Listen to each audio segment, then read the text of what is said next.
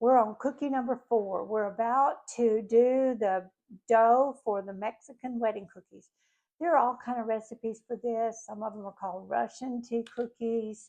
Um, we just call them wedding cookies. We've been making them forever.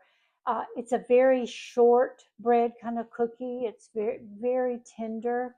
It's filled with nuts. In some cultures, they use almonds. Some people use walnuts. I'm from Alabama. What do you think I use? We use pecans, and they're finely chopped. There's 2 cups of them in here, so the cookies will be full of pecans. The trademark for this cookie is that you bake that tender shortbread cookie and then you roll it in powdered sugar so it's white and it's beautiful. It's really pretty to serve at parties and that kind of thing.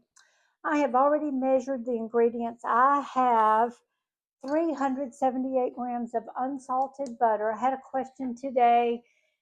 When it says unsalted butter, is that important? 99 times out of 100, yes, it is. If it calls for unsalted butter and some salt in the recipe, and all you have is salted butter, use it, but leave the salt or decrease the amount of salt that you add.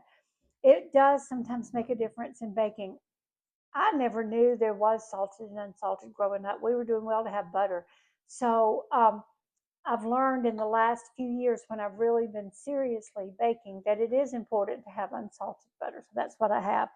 I also have half a cup of confectioner's sugar in here, and I sifted it because confectioner's sugar, especially when you buy it in bulk like I do, tends to have lumps in it, and you don't want lumps in there.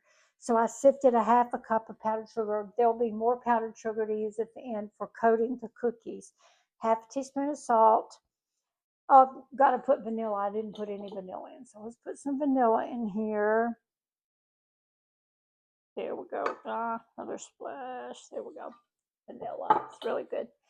And I think that's everything that goes in here. We have our flour already measured. There's 350 grams of flour. We'll add that after we beat the butter and sugar together, and then we'll stir in the pecans. After that, we'll make them into balls, and we will put them on the sheets, and we'll bake them, and then we'll have powdered sugar ready to roll them in.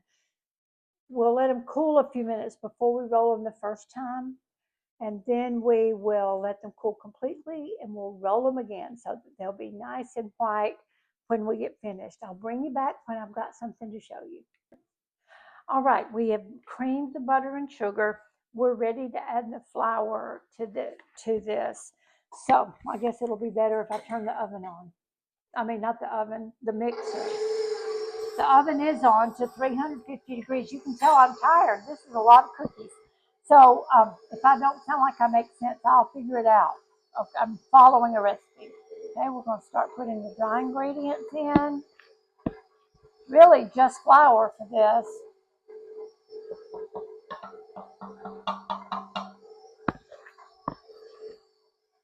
And then we won't put the pecans in the mixer. I will turn it off and fold the pecans in with my spatula. I'll have to scrape the sides down and do the final mixing by hand to make sure I have everything stirred up from the bottom and from the sides.